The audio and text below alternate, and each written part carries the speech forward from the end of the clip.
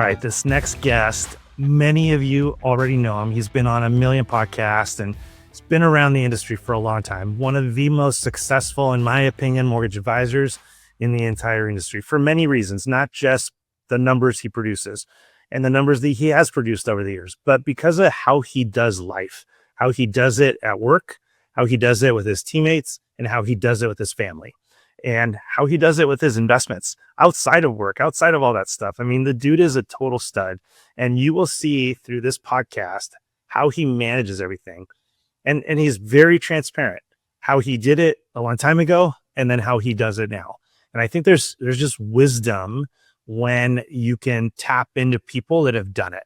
So my hope with this podcast is very simple. Wherever you're at in your career right now, or even in your life, right? Because some of you have a successful career, but not so successful at home. Wherever you're at, I hope that this podcast will meet you there. And Josh is going to just like explode your mind here. He's going to lay out a ton of different ways that you can make your life better today. So I hope you guys like it. Josh Mettle, what's happening, man? How are you? It's been too long, Dino. Great to be here, my friend. Let's have some fun today.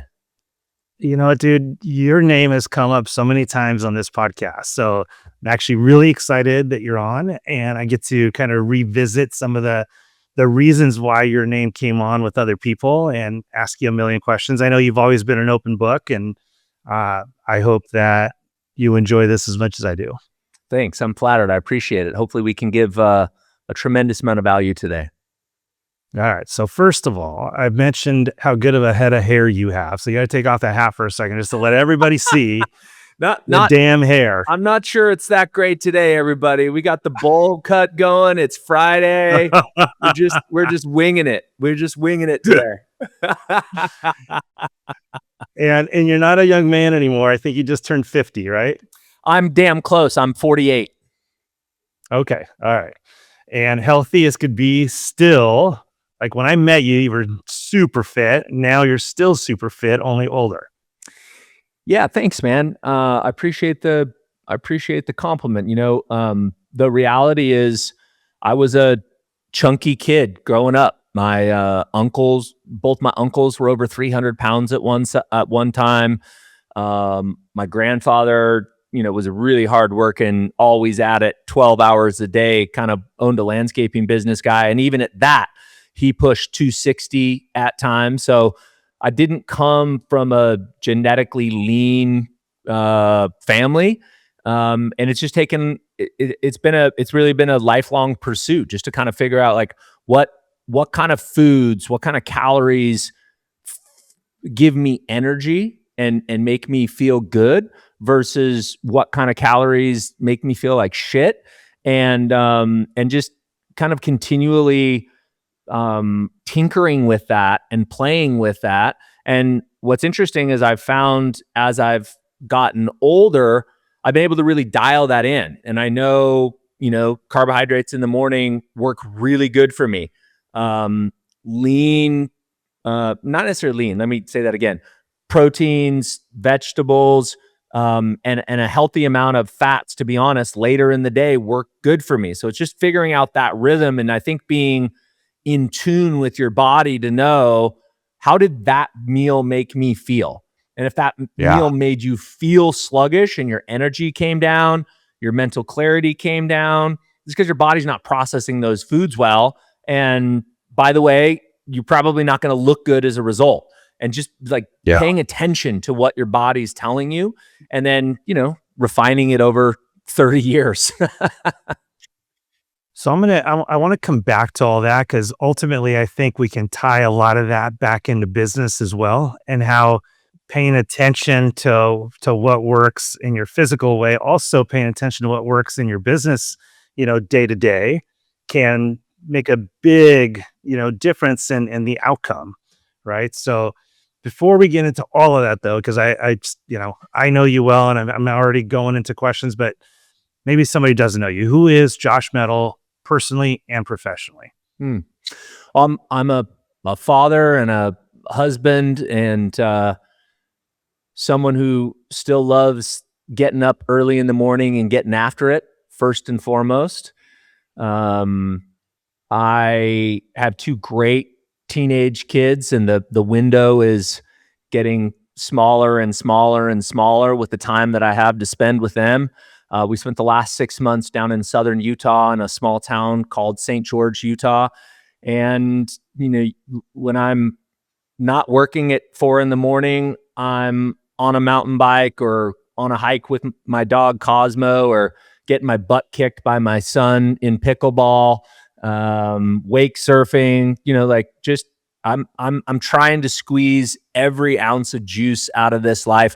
I was on a retreat, Dino, with Tim Brahim and his coaching group, and Jesse Itzler came and spoke with us. And he has this way of thinking about time. I don't know if you've ever heard him. There's lots of TED Talks and podcasts with him talking about this, but this was an intimate group. There's like 30 of us, and Jesse Itzler.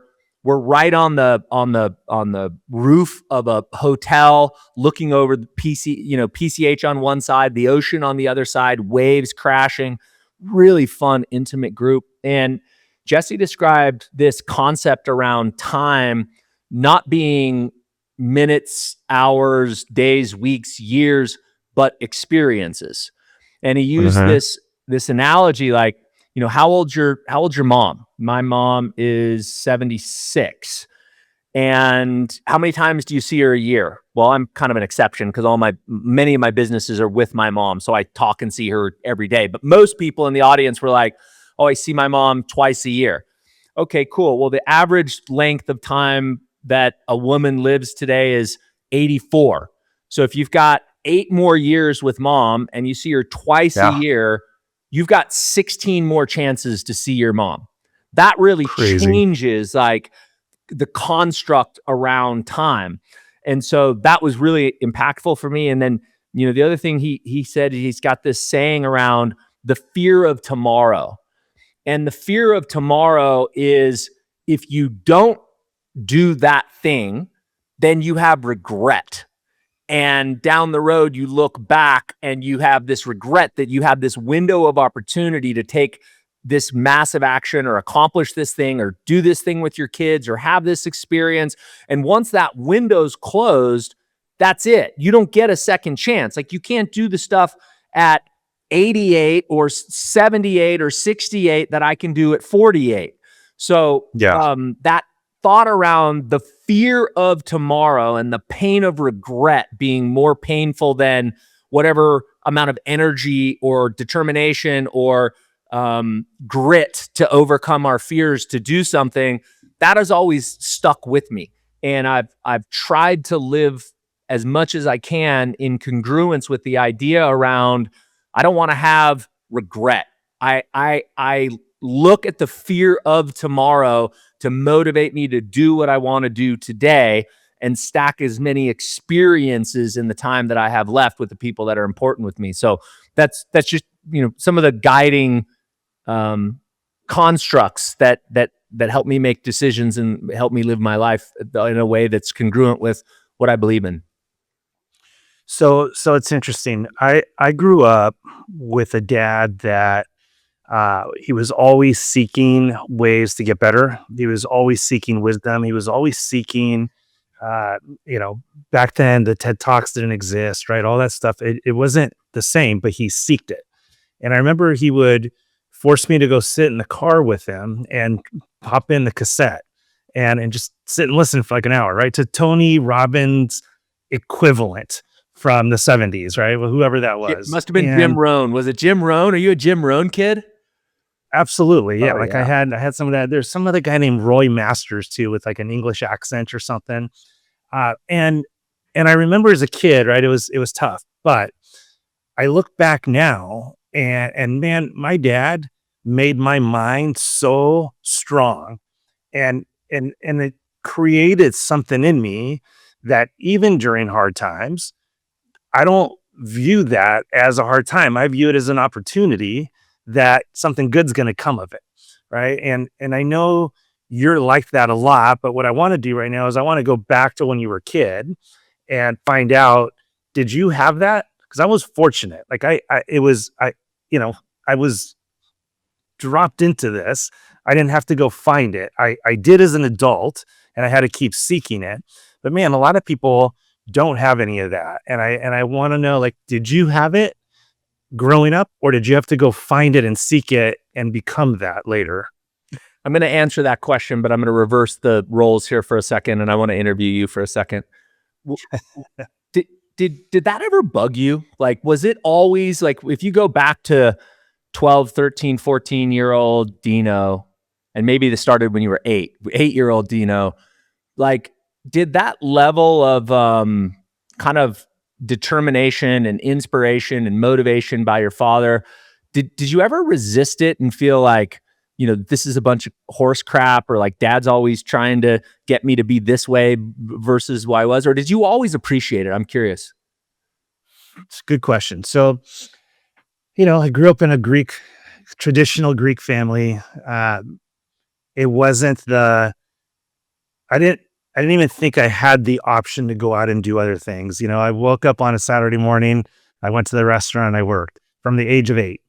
And I didn't know better, nor did I even think otherwise, right? When I got a little bit older, I had a little bit of resentment only because I wasn't at the beach. I grew up in San Clemente, a little beach town, and I wasn't at the beach with everybody else.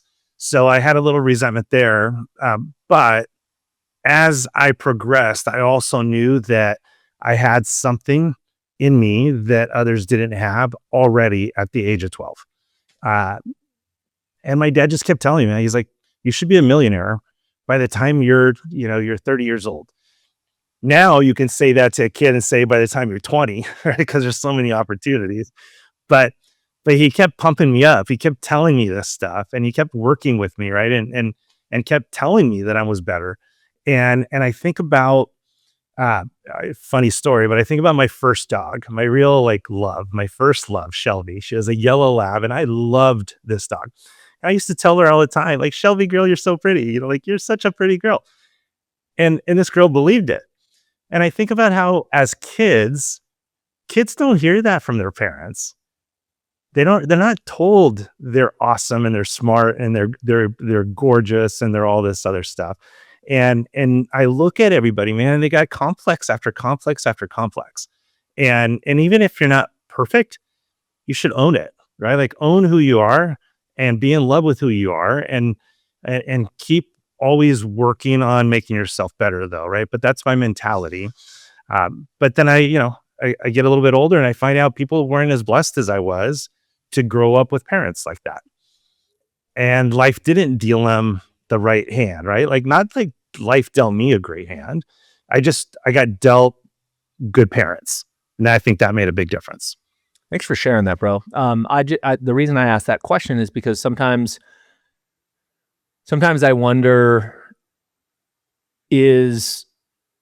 am I too much the way that you just described your dad to my kids? And is it landing, or is it going to end up in kids pushing the other direction? So the answer to the question is, too much until they're ready, right? Okay. Like, it was a lot, but man, it sinks in. And now as an adult, I can look back every single time and say that came from my dad. Beautiful. Good. Well, thank you. You're inspiring me right now. So thanks for sharing that story. To answer your question, so I was raised by a single mother. My mom and dad were divorced before I was born. And, it was a rough childhood. Like, I was in and out of the welfare system. I was 12 or 13 years old when I was old enough to realize that we were buying food with food stamps. And so what my mom at that time lacked in money, she more than made up for in love. And she taught me from a very young age that you are absolutely responsible for where you are right now in your life, good, bad, or indifferent. And you are not a victim of circumstance. You choose whether you are either going to be at cause, meaning a creator, or you are at effect. And you got to make that decision every single day.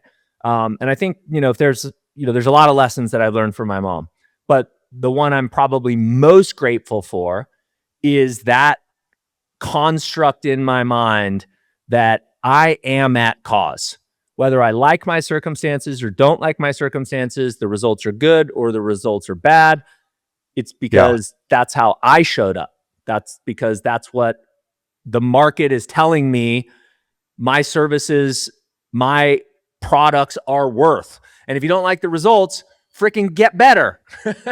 You can always get better. So to answer your question, yes, but I would say maybe in a little bit of a different way than you were mentored. And that was a beautiful gift that she gave me, and I hope I can pass that on to my kiddos. Yeah, I think mindset, right? And I still want to bring this back to mortgage advisors out there, or I'll even say loan officers, right? And part of my mission with this podcast is to convert loan officers into mortgage advisors, right? It's like, gosh, if you're going to be out of business, it's because you're a loan officer. Sooner or later, it'll happen, right? Mortgage advisor will be fine, but I think a lot of it still applies. And I wanted to have this conversation with you because I know how deep you are into all of this stuff. And I know how I am in it. And I think when I look at people having a hard time, it's like, okay, well, what are you putting into yourself? Let's try putting something better into yourself, whether it's food, like better choices there, better books, better people. And you do all that. And I think there has to be an outcome that's going to end up better than the current circumstance. Just has to be. Well, Jim Rohn said that success is not something that you pursue. Success is like a butterfly. Good luck catching it. Success ultimately is something that you attract by the person that you become. And that's a big statement. Like, you could probably spend a decade thinking about that statement and really what that means. And I remember reading that, I'm going to guess mid-20s. And at that moment, the slogan on my email signature and the slogan on my business card was the hardest working loan officer in the business. And for the first 10 years, that worked. I didn't have kids. When you're raised on food stamps and you saw the things that I saw as a 8, 9, 10, 11, 12-year-old, you have a drive. Like, check that box. Don't ever want to do that again. Like, I only need to see my mother sell her wedding ring at a pawn shop so she can buy me a hamburger once. I don't need to see that again in my life, right? I don't need to relive that. But that took me down the path of having, what I would call kind of an insatiable drive. I still wake up. I was up this morning at 3:30 in the morning, spent 2 hours working on my business, creating a marketing GPT for my team before the sun rised. Got my workout in, got my nutrition in. I accomplished a day's worth of work before our 8:15 morning meeting. And so that drive will take you so far. But then you'll realize that going faster on the hamster wheel for more hours a day will actually keep you from what you ultimately want to accomplish. Because when I was running that fast and that hard, I was neglecting myself and what I needed. And that means I was showing up for my teammates like an asshole. I was, ruthlessly trying to squeeze more out of the day and run harder and burning my candle at both ends. And sooner or later, you're just going to burn yourself out. And there's a lot of burnt out mortgage advisors, loan officers in this industry right now. So, if you're hearing this and you're like, man, I feel like I've been running really hard and really fast and I'm not really getting to where I want to get, revisit that quote from Jim Rohn. When work stops working, you need to stop working and you need to start focusing on yourself and your personal development and being the person that people just gravitate towards. Like they just want to be around you. Like, I don't know what it is about Dino, but every time I'm with him, I feel better. His energy vortex, the way he compliments me, the way he shows up, his energy. I just want to be around that guy. That is the manifestation of that quote. Success is what you attract by the person that you become. And so I think that realization for me and that pivot in the, I'm 26 years in the 25 years in the mortgage industry today. But if I would have kept running year 15 through 25 or year 10 through 25, like I did the first decade, I would not be in this industry today. I would not have a team. I would not have been able to build what I've been able to build. So that's an important pivot or change of direction that I think everybody has to make. Let me ask you this question. Do you get tired or could you just go? Oh, I told my team this morning. So in 2010, in the Great Recession, my business just completely exploded, like many of yours that were around then. And my coach at the time, Bill Hart, said to me, "Hey man, why don't you start a gratitude meeting?" I'm coaching this realtor out of Arizona, and she does a 15-minute meeting at 8:15 every morning, and they just talk about two things. What are you grateful for? One thing you're grateful for, and one thing you're going to accomplish today. And they go around the team. We've been doing that for 16 years. Do the math. 16 years times 52 weeks times 5 days. I've got over 4,400 meetings with my team.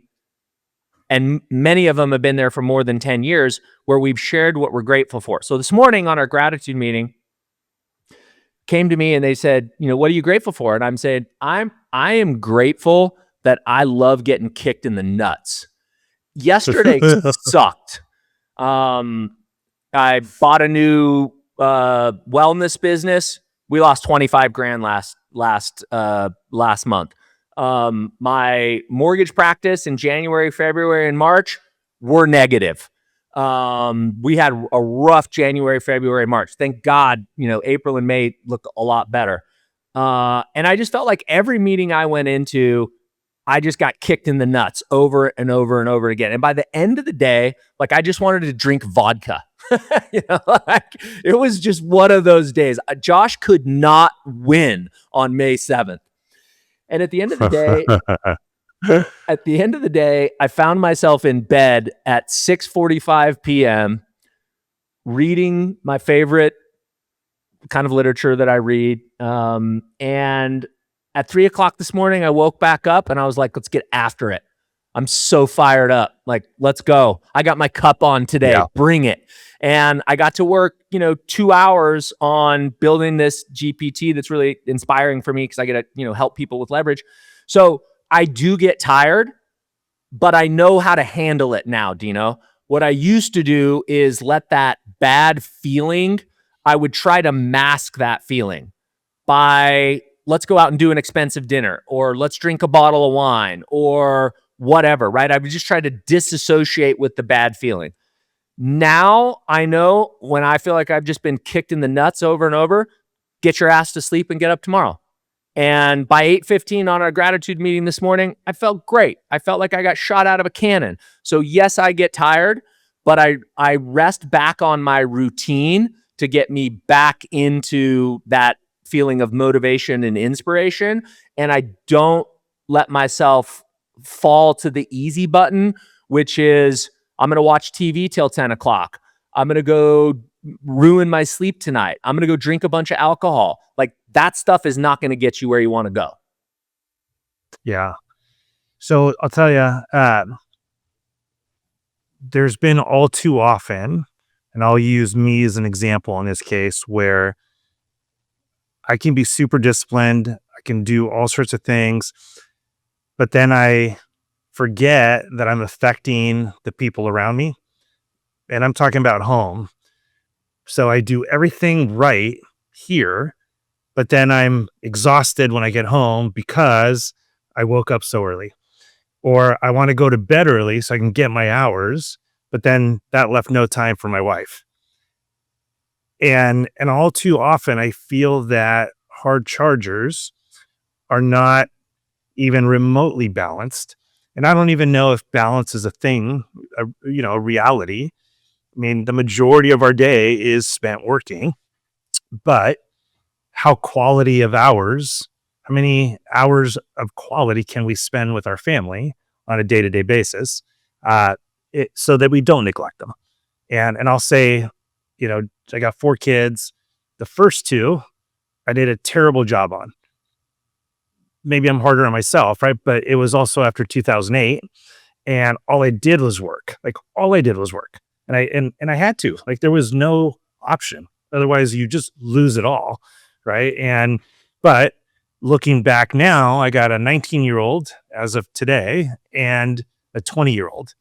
And 20-year-old, fortunately, talks to me and loves me. The 19-year-old, struggling. She's not happy with me. And it affects me so much. And I look back and I'm like, was any of it worth it? All because of that one daughter that struggles with me. I think you spend time with your kids, right? I see that. I hear you even saying all of that. Did you, though, when you were a younger man, when they were younger?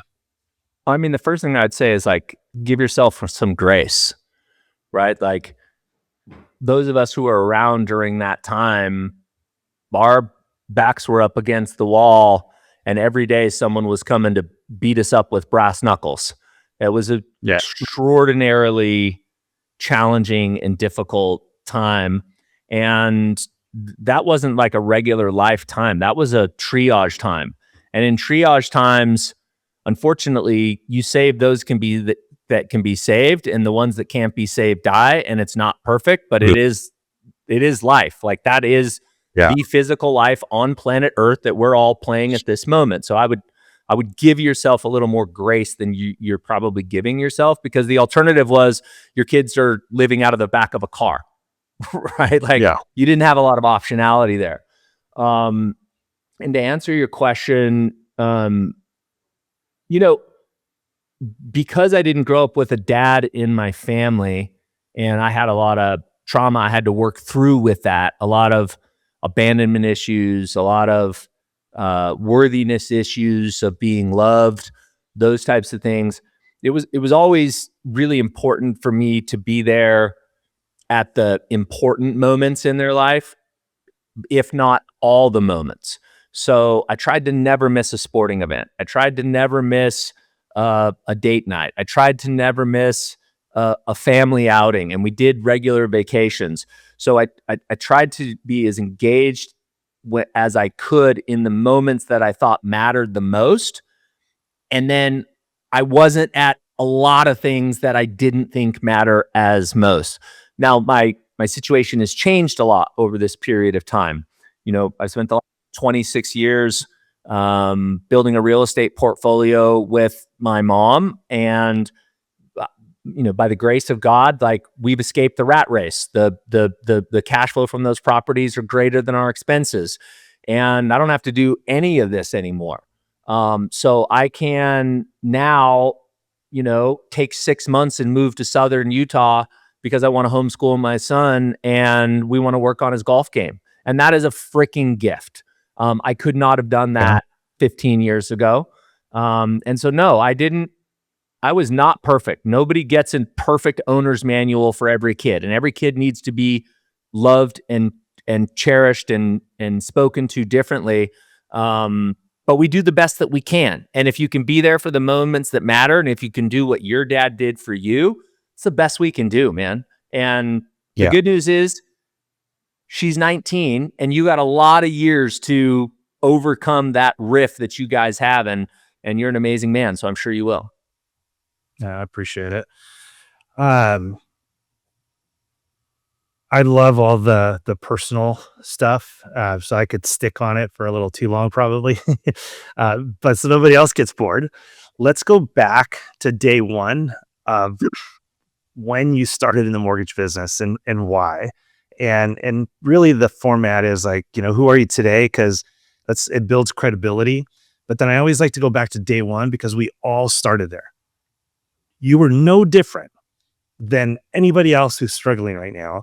And then I want to kind of quickly, but dwell maybe a little bit on the timelines that matter of when you really started jumping and how you got through that journey, right? Because trial and error, a lot of times, unless somebody's there to tell you, which is also, I think, a point I want to get across throughout this whole thing, because I know you've gotten a lot of coaching, and I think everybody should get coaching, right? And everybody should be trying to do self-help so we can always get better. So anyways, go back to day one and let's get through that journey back to today again. Yeah, I'll actually go just a little bit before that. So, I was an overweight, no father having, not that smart, not that talented kid. And I remember thinking like, okay, dude, you don't have a lot of assets. So like, what are you going to do to figure this out? And the first glimpse of me being something, the first glimpse of somebody saying, hey, kid, you've got something there, was in athletics. So, I pursued that in Little League football and then high school football. And then I became the team captain of our football team. And then I made it to college and I got a full ride between for football.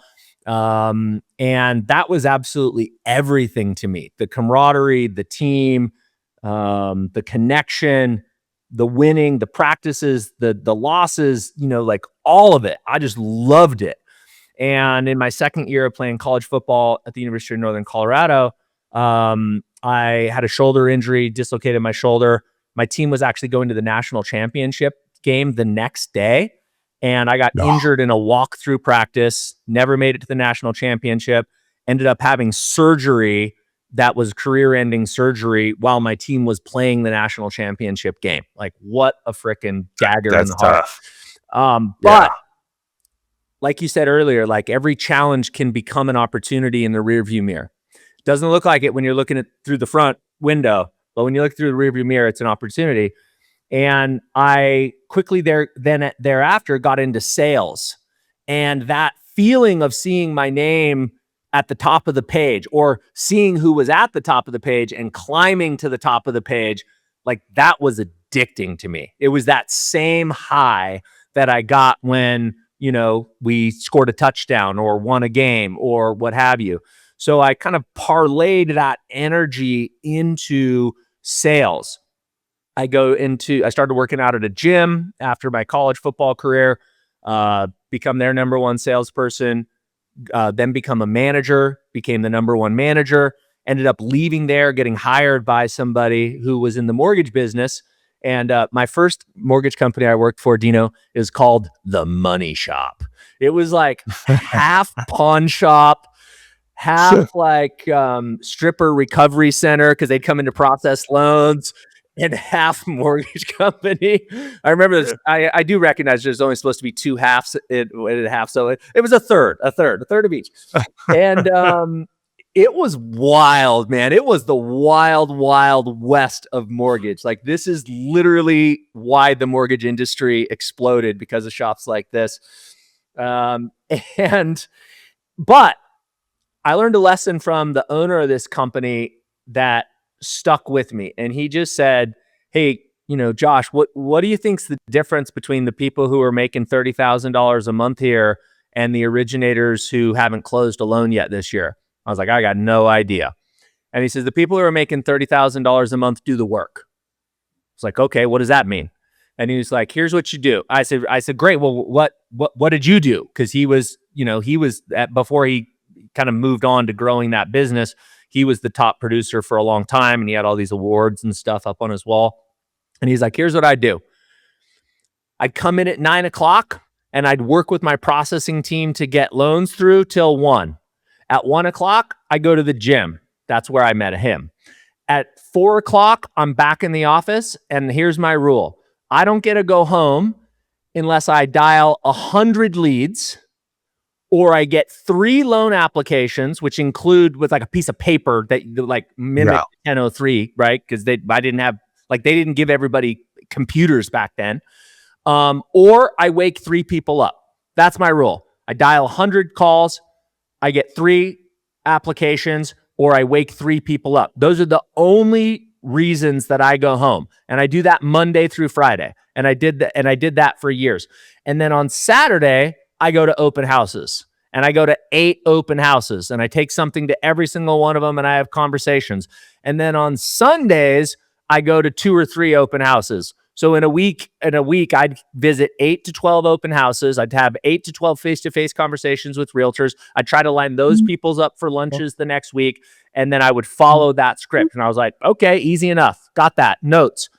And I just executed on that. And in the first year in the mortgage business, I became their number 1 producer. I made like $118,000. And the guys, this was like in 1971. No, I'm not that old. But this was in, this would have been in 2001. So like how old am I at that point? I'm like a 22-year-old kid, 21-year-old kid, something like that. I made $118,000 on a 1099.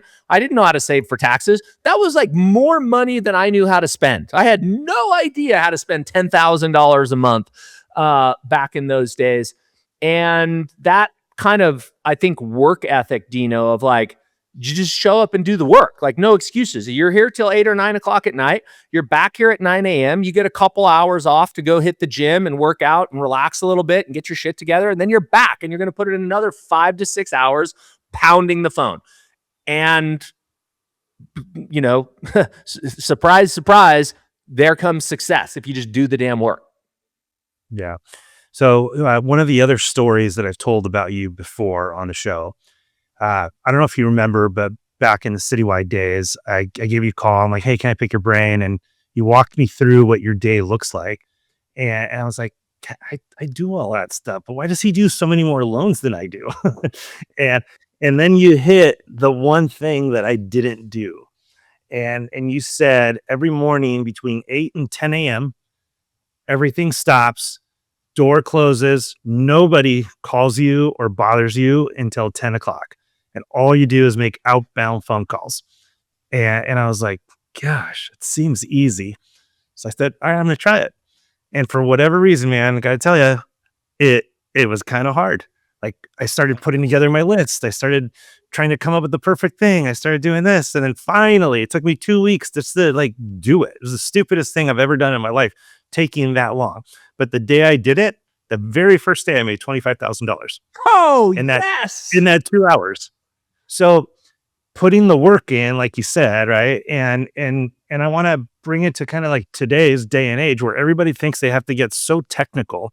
They have to have this social media game going. They have to have like the best technology, the best this, the best that.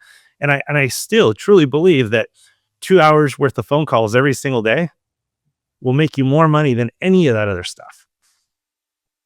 I could not agree more. So here's how that came about. Fast forward 10 years into my career. Now I have kids. I was the hardest working loan officer in the industry, tagline for a while, burning myself out. The Great Recession happens. And now I'm being coached by Coach Bill Hart. And he's like, dude, here's the good news and the bad news. You got nothing left. Everything you've done in the last 10 years just Chernobyled. It is gone. So the good news is now you get to rebuild it on your terms. So how do you do those things that were successful for you, but do it in a way that works for you today? Children, married, you know, if you run that hard for 10 years, you're going to just burn your ass out. So I recreated my perfect day. And interesting, Todd Bookspan was being coached by Coach Bill Hart at the same time. He eventually went on to create Win by Noon. But Todd and I were being coached by Bill Hart, and like we're doing the Win by Noon for years before Win by Noon was Win by Noon.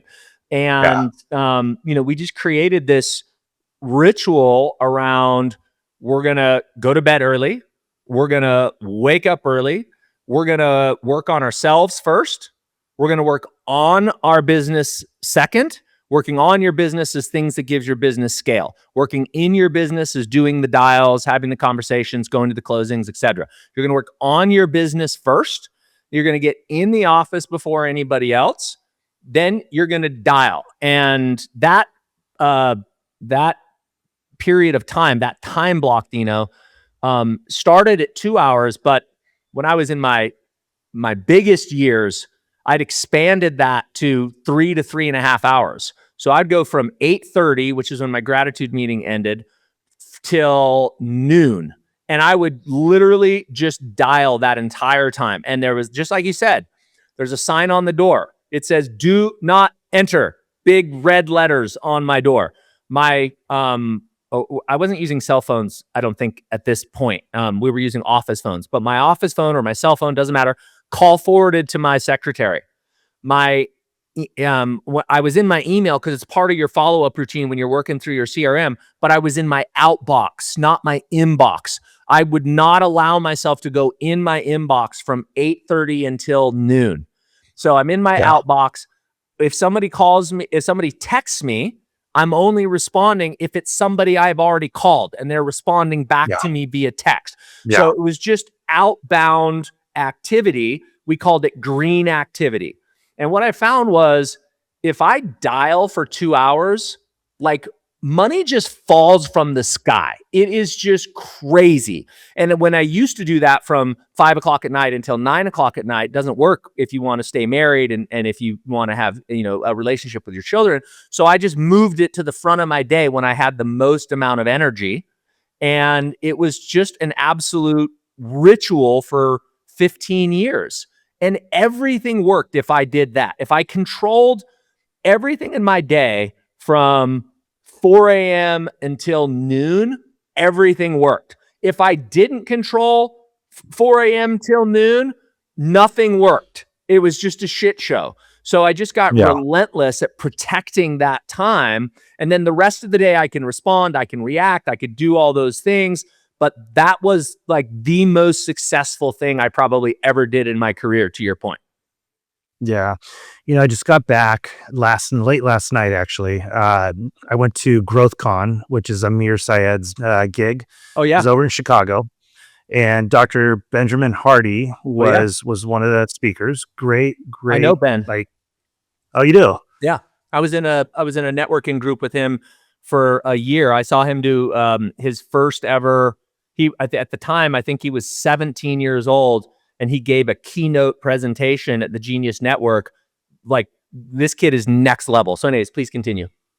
Yeah. So something that just really stuck out, which I think for every sales person, it should resonate.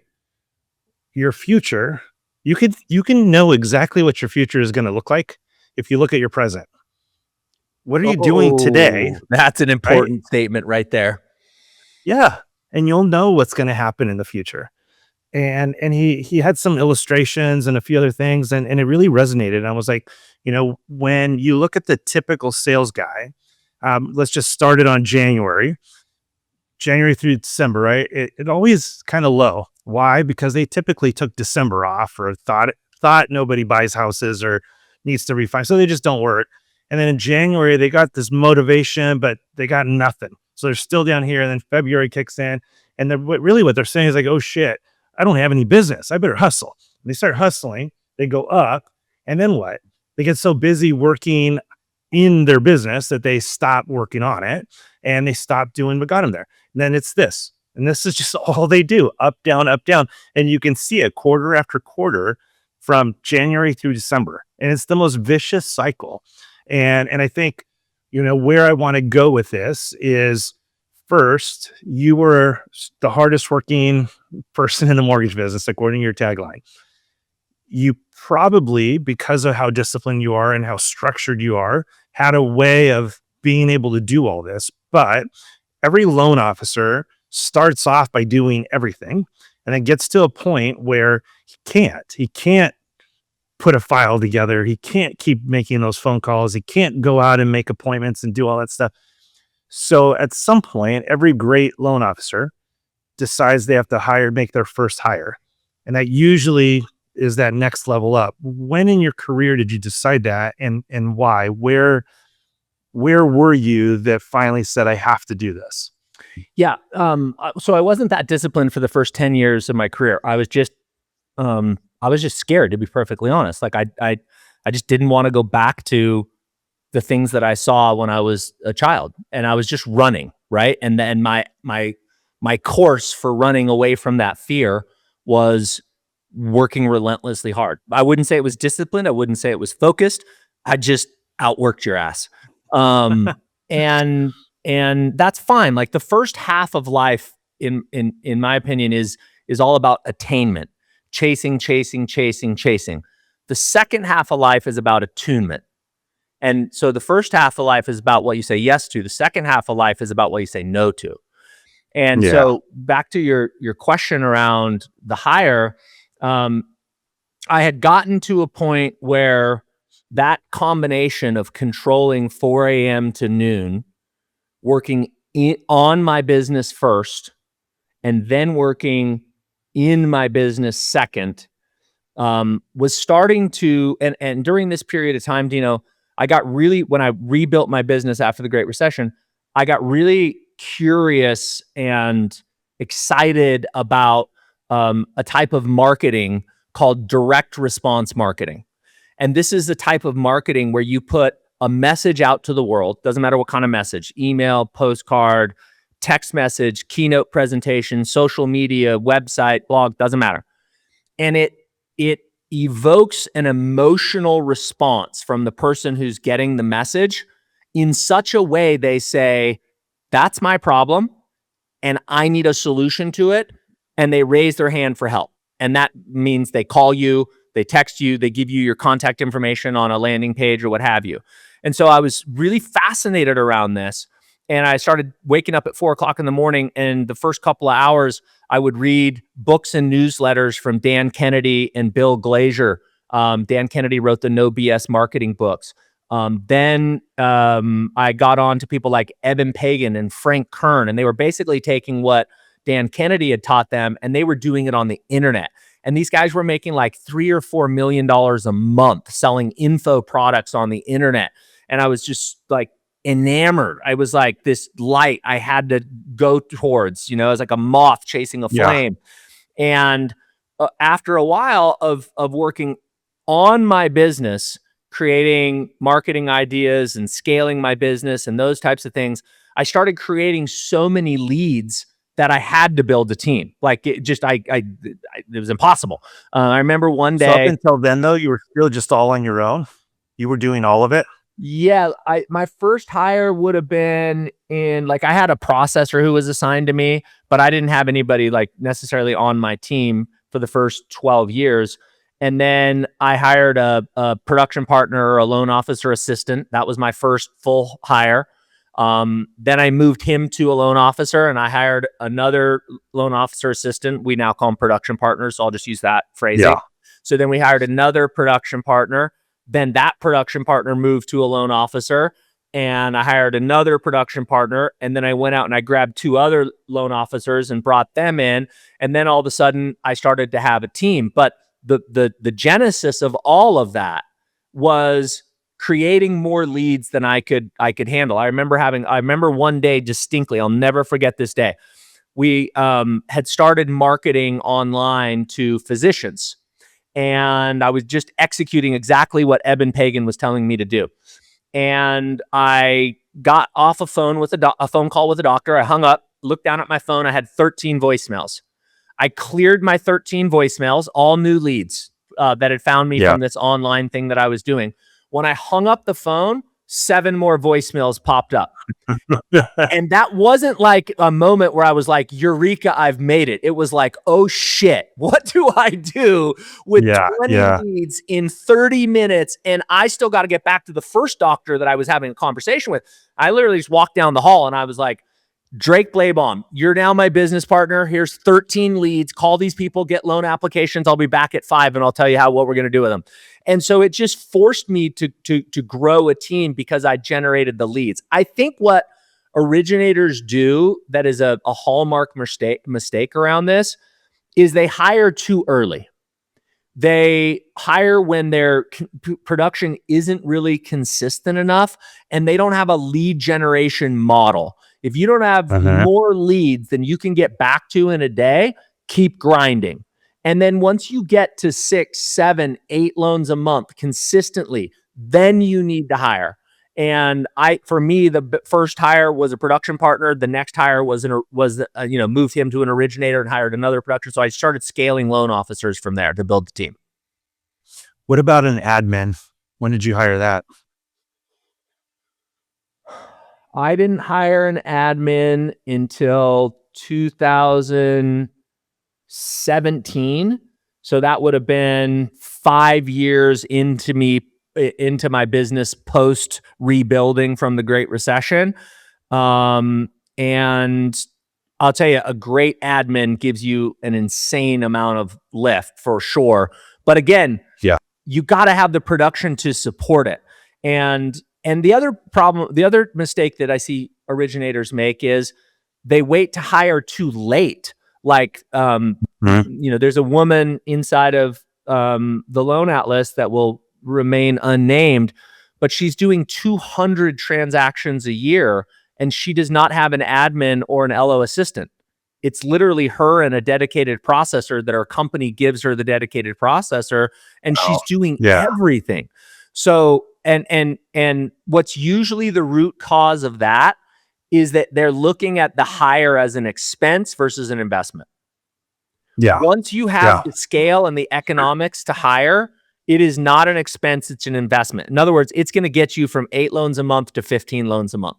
And when you look at the revenue on those additional 7 loans, whatever the investment is in that hire is a total no-brainer. 100% agreed. And at this stage, so let's see, you've been in the business now for 12 years, 14?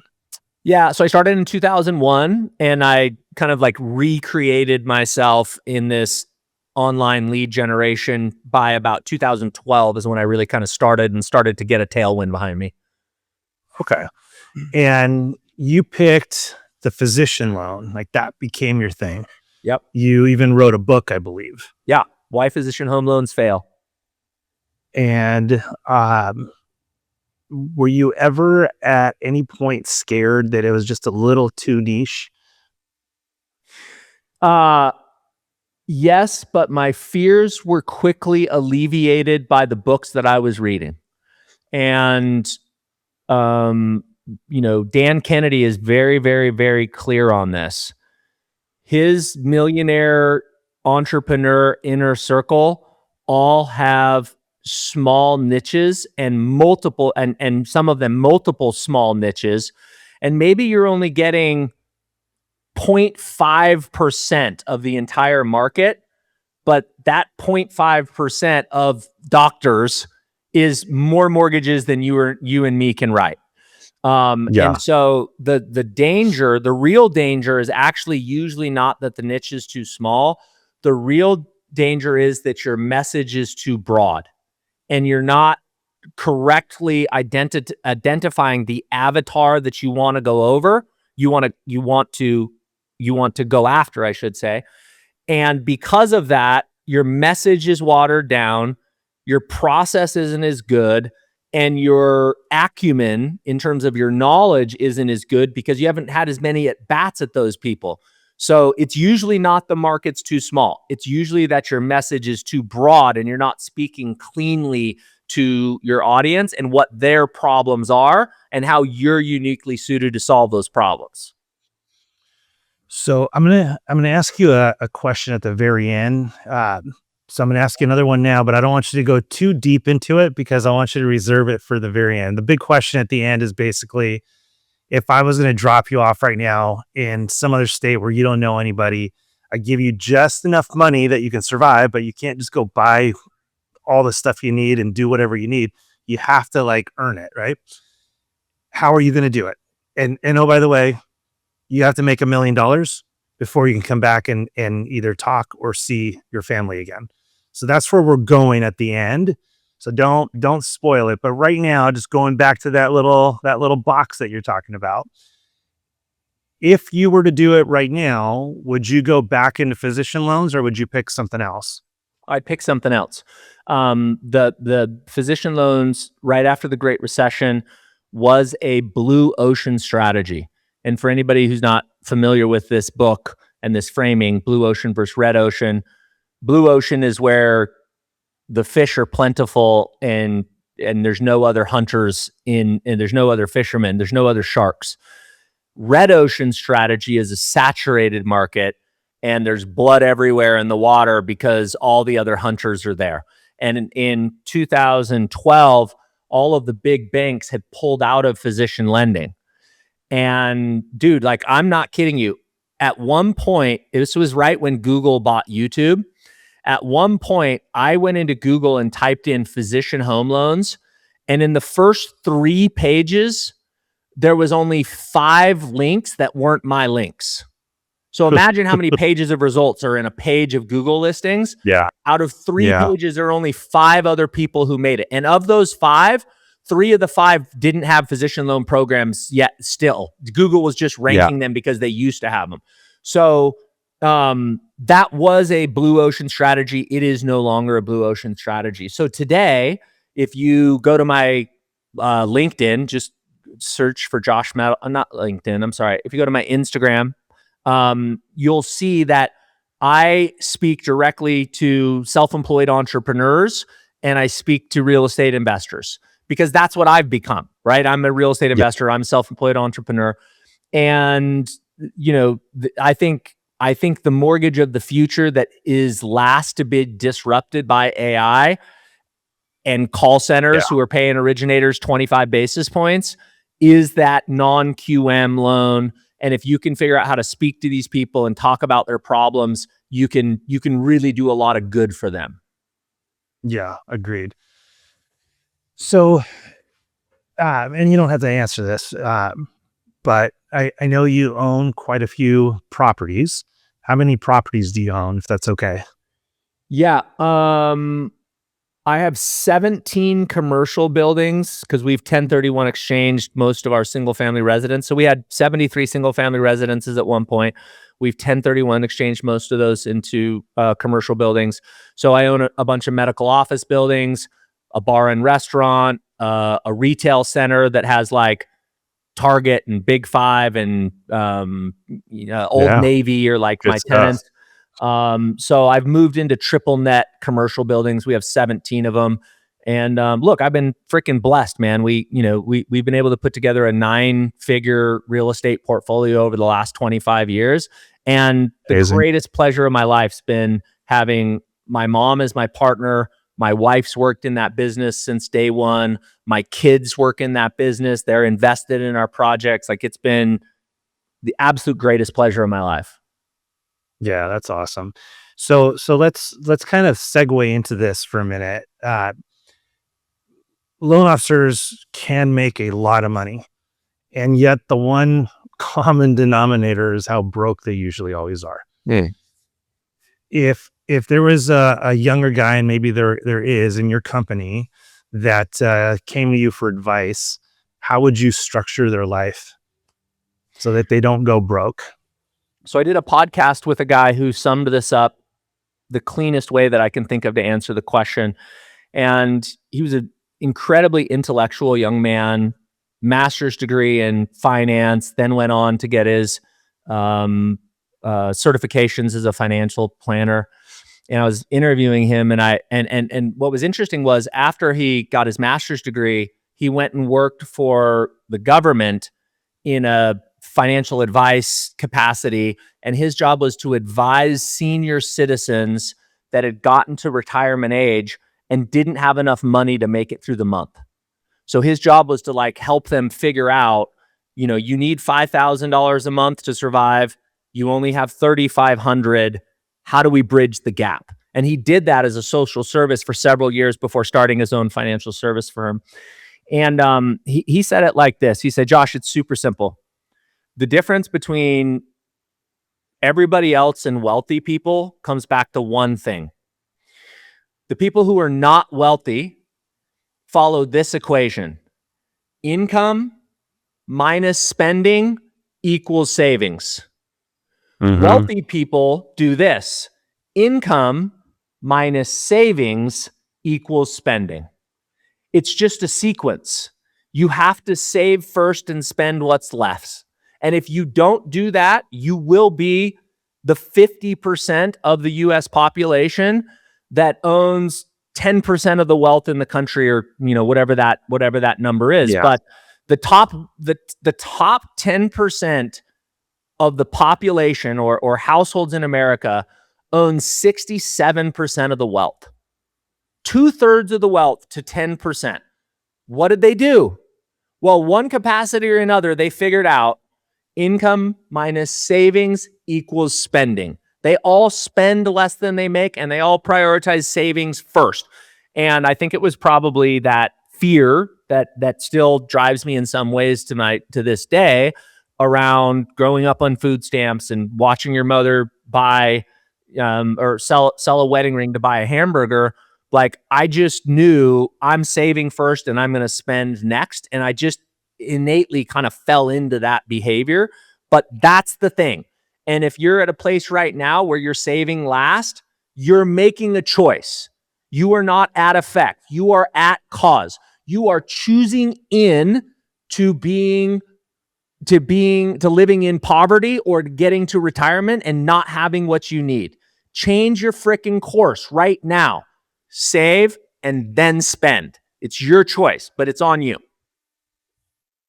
Yeah. And what's that saying? You do the sacrifice the things today so you can do them later, as opposed to doing the things now and then not having the option to do them later, Yeah. And look, I'm if we go back to this Jesse Itzler thing, like, that doesn't mean that you shouldn't create some incredible memories.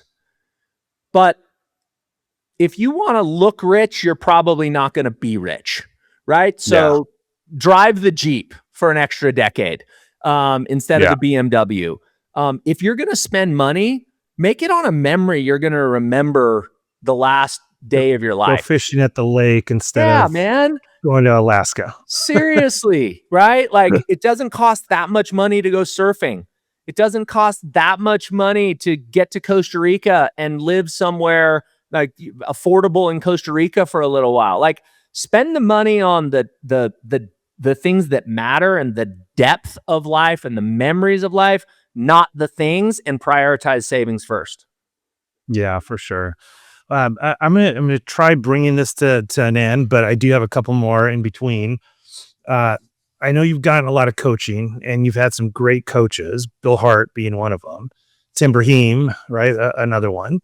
And when did you officially start coaching? How early into your career? It was right when my mortgage business was blowing up. So call it 2010. 2010. Okay. And from there, so, I forget what the terminology, I think it's ask hole. People that are always asking you, how do you do this? How do you do this? But yet they don't ever do it. It's like, I've given away free advice forever. And it's like, and somebody asked me, like, why do you tell them all that? I'm like, they're never going to do it. It doesn't matter. Right. They want to know the secret sauce. Here you go.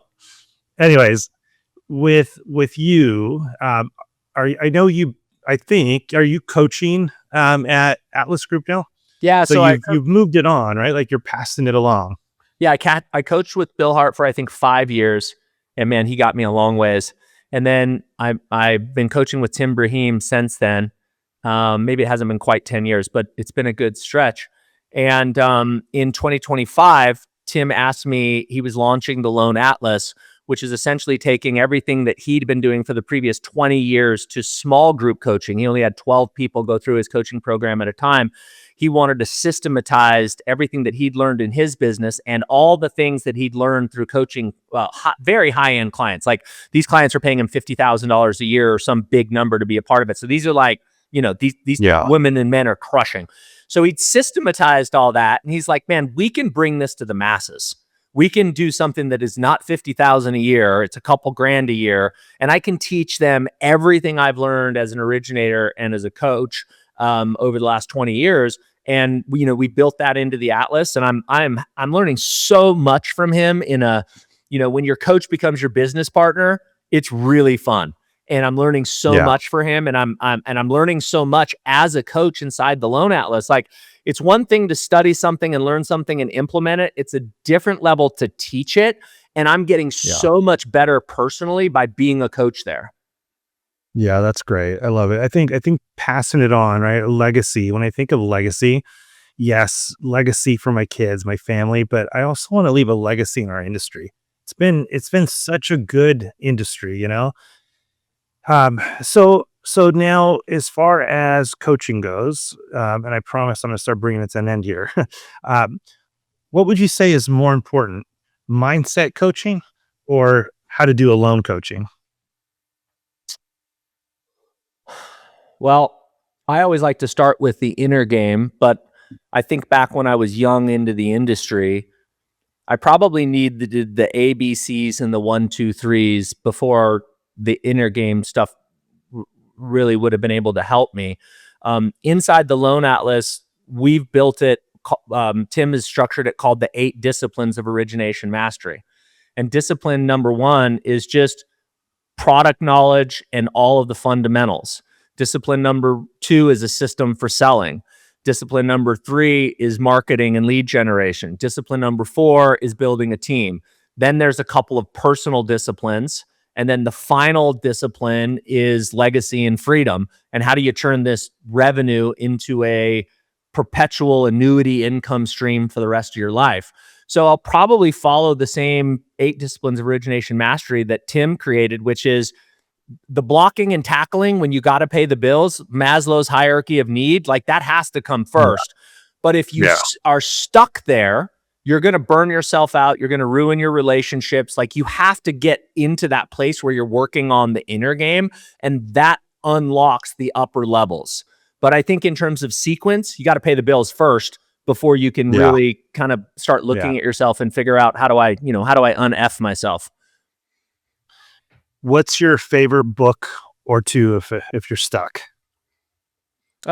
Compound Effect for me was something that completely changed the way I looked at grinding it out every day and just staying relentlessly focused on, like calls in the morning, realtor meetings in the afternoon, open houses on the weekend, and having that understanding that doing 5 of those days isn't going to get you there. Doing 500 of those days is going to get you there. So the compound effect for me was absolutely huge. He also talked a lot about the people you hang out with. Like, hey, are you 20 pounds overweight? Yeah. Tell me, I'll tell you who your friends are. Your 5 best friends are probably 25 pounds overweight. Like, there's not a lot of chunky dudes that hang out with guys with 6 packs. I don't know why it is. It just is what it is. And so that was really great. And then the other one that is completely like a hallmark of my thinking is Napoleon Hill's Think and Grow Rich. And, in that he talks about the power of a mastermind and group and community learning and energy. He talks a lot about stopping 6 inches away from hitting success. And he talks about at the end of the book, creating this indelible image of what your future is going to look like. And back to the Ben Hardy quote, you have to line your life up today to be aligned with where you want to go 20, 30 years down the road, or you'll never get there. You can't live incongruent and then all of a sudden get to where you want to be. You got to live that life today to get to where you want to be. Yeah. Out of curiosity, have you started getting your kids to read any of these books yet? So funny. When we moved down here to St. George, we were in between terms for my son. And the first month I was literally homeschooling him. Like, I was creating the curriculum for him. He wasn't getting any credit for high school, but I was doing it. So I had him read Jocko's Extreme Ownership. I had him read The 4 Agreements. I had him study Chad Wright, who's a Navy SEAL. I got an opportunity to meet a couple times. And he has this incredible framework about resiliency and controlling your rudder. I had him read the other guy who's the ultra marathon runner. used to be fat. He wrote the book Can't Hurt Me. David Oh Goggins. yeah, Thank you, Xander. Goggins. Yeah. Goggins. So I just got out my favorite books, and I had him watch videos and read book summaries, and then I wrote him like 10 essay questions, and he had to do all the work and then write the essay questions. So yeah. Now, I'm curious now, why did you pull him out of school and do all this? A lot of reasons. There were some family reasons, which I won't go into. And he's super passionate about golf. And I live in Park City, and it snowed yesterday in Park City. It's May 8th today. So he wanted to accelerate or fast forward his progress from his sophomore year to his junior year in high school. And the only way to do that is increase the frequency of golf, and he can golf every day here. That's awesome. Is it just the two of you guys right now? Yeah, we're bachelors, and we got a dog, Cosmo. So it's just 3 dudes in this house. We need some female energy, like nobody's business. What a memory that's going to be years from now. I mean, it's going to be something. Yeah, What's your vision of your son 10 years from now, 20 years from now, right? As an adult? Boy, that is a great question, Dino. I hope he pursues something that he's passionate about and that he's excited about, whatever that is. I've had so much fun working with my mom over the last 25 years.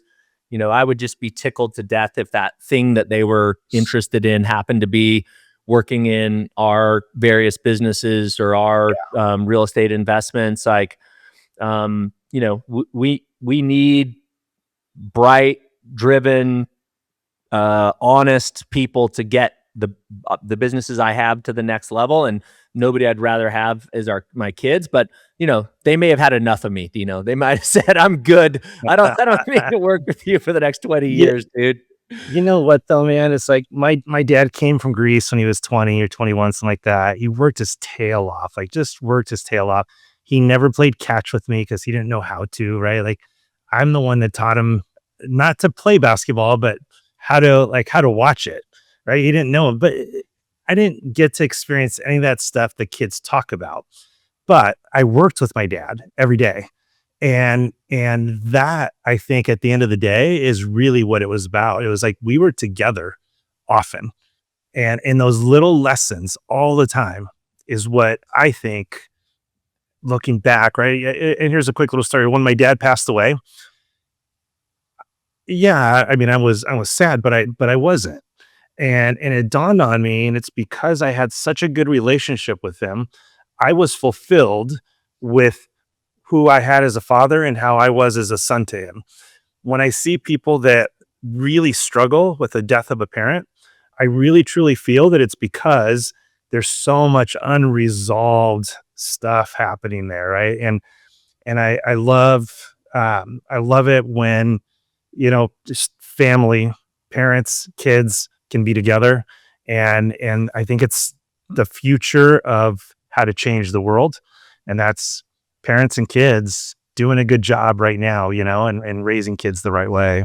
And there's not enough of it, man. Like, two parents are working full-time jobs. Kids get to see them for a couple hours if they're lucky. Then they go off to college. Then they move across the country. And it's like, I mean, I don't know, man. That's kind of sad to me. Like, I think that if that bond is the way it should be, that there should be a lot more intimacy there for a lot longer period of time. Do you care if your kids go to college? No, I don't. No. I don't know how valuable knowledge is anymore. I disagree. Hold on. I think knowledge is very valuable. I don't know how valuable education is. Yeah, that's a great way of saying it. Anything I would learn in many of those classes, I can find out on Claude or in ChatGPT in seconds, and probably have someone giving me advice that's smarter than any of my professors. Now, what it is great for is for relationships, for social structure, and there's value there. But if they chose not to, I just want to make sure they're doing something, productive or or they're Yeah. creating memories that are going to last a lifetime. Yeah, 100%. All right, so let's get to this last question now. I'm picking you up, I'm dropping you off. Let's just call it Indiana. Do you know anybody in Indiana? I do. There's a great mortgage team. I can't remember his name, but I know yes. All right. Well, let's say St. Louis then. Hopefully you don't know anybody there. And you have to make $1 million before you can come home and visit your family. How are you going to do it? I'd probably get granular with me. I'd probably join a team.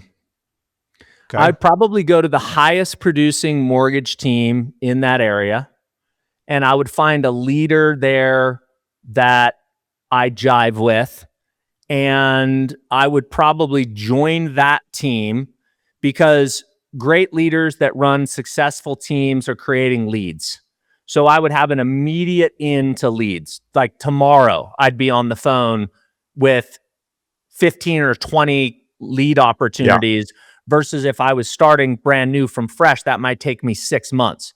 So if my goal is to get home to my family and I've lost everything, so I also need to buy my first rental property because the first thing I want to do is start replacing my passive income. So I would join a team. I would mentor under that leader.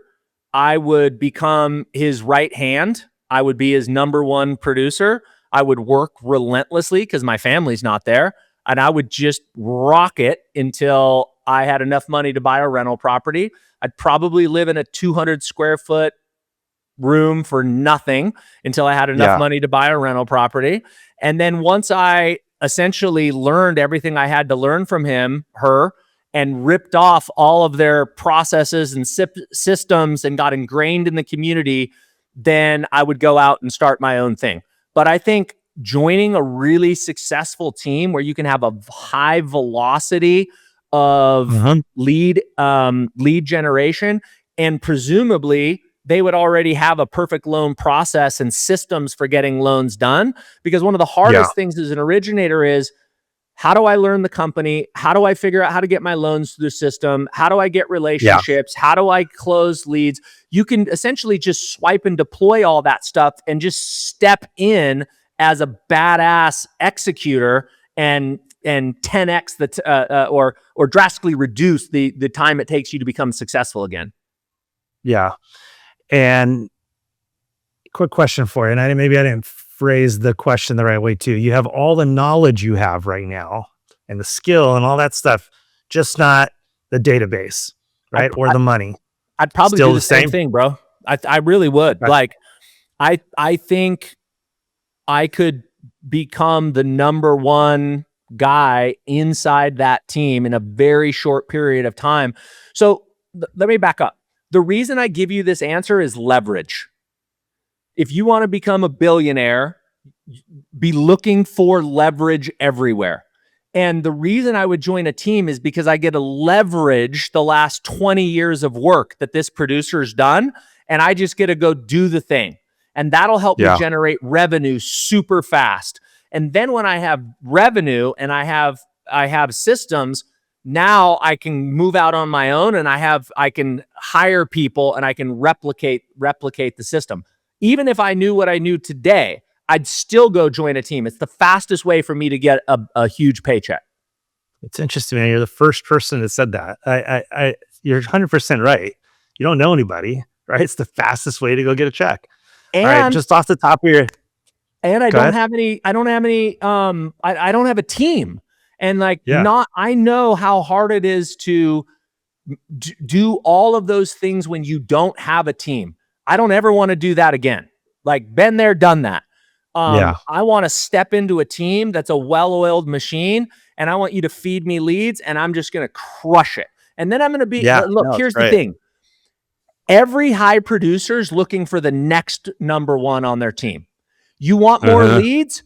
Show up earlier, respond faster, close at a higher frequency. They will just start funneling you leads. It's happened to me everywhere I've been. I show up in a company. I'm the first one there. I'm the last one to leave. I'm always on it. They just start giving me leads. And if you're not pulling that in, it's because you're not putting the effort out that deserves it.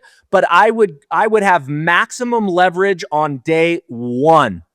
that would Yeah. take me a year or more to replicate if I had to go try to rebuild everything on my own. Yeah, 100% right. I've never asked this question. I'm kind of interested to see what you say. Forget Scotsman's Guide and all that stuff right now. Just off the top of your head, the 5 best loan officers you know. Oh man, that's a great question. Well, I'll start in my own team just because I know them so well. I've got a couple of originators in my team. Immediately comes to mind Skylar Ford and Ross Zimmerman, Drake Blaybaum, and I'm missing others. I'm going to piss people off, but the reason that I answered the question that way is because they're beautiful humans. They have amazing families. They have thriving businesses. They go on mountain bike rides for 2 hours with their realtors. They're well-rounded. They're incredible, incredible humans. And several of them, I've told them, like, I hope my son becomes like you. I see the way you show up for your family and your kids, and you still have playing basketball tournaments, and like you're living such a beautiful, full life. So those are the guys that come off the top of my head. Katrinka Condi is another originator. She did 12 million in March in production. I hired her as a loan officer assistant at $13 an hour 7 years ago, and she did 12 million the month before last. She's another one. I've always really loved the way Jeremy Forcier plays the game. He plays loose. He has fun. He's an incredibly dynamic and intelligent guy, and he crushes. The mortgage nerd is rad. Just the way that she takes a consultative financial approach to originating, she's absolutely incredible as well. Yeah. So now the fun question. Again, I've never asked this question, so I'm just kind of curious though, because we are a different breed in this industry, right? Like you kind of have to be, especially at that level.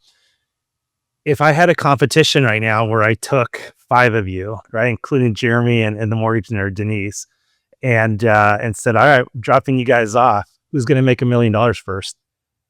Who do you think would do it?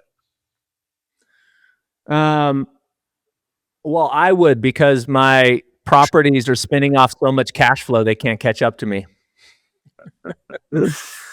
Just doing loans, man. Just doing loans. I don't know. Dropping you off somewhere where you guys don't know anybody. You guys all live in one house, and you guys have to go out and crush it. Those two would both beat me for sure. Let's say Denise is first and Jeremy's second and I'm third. I don't know. I got no ego, bro. Like yeah. And in all fairness, those two are still in the game talking to clients every day. Like that's not my jam anymore. So honestly, not just being modest, like those two would definitely beat me. Yeah, that's awesome. Well, dude, thank you so much. I'll tell you what, there's something I really enjoyed about our conversation, and that is that I left this conversation feeling like more knowledgeable about stuff, more motivated about things, and like I want to go out there and grab it, so thank you for that. My pleasure. I feel the same way. It's great to reconnect with you, and hopefully the audience got a bunch of wisdom. Now, one of my favorite originators of all time, his name is Craig Strent, one of the only guys I know really well who's done over 2 billion. I think he did 2.4 billion in origination in his career. He taught me this very important phrase, and that is, the genius is in the execution. So hopefully this wasn't just like mortgage amusement, like, you just watch a sitcom, but I want you to pick something that you heard today, either Dino or I talk about, and I want you to go execute on it. And the faster you execute on it, the faster you put it into your life and into your systems, the higher probability you'll actually do it. So the genius is in the execution. I hope you guys get after it. Yeah, thank you so much. And guys, do me a favor, drop that in the comments somewhere. Let us know what that one thing is that you're executing on. All right, guys, thank you so much. We love you. We really appreciate it. By the way, 103 in the business category in Apple Podcasts. So thank you so much. I appreciate it, guys.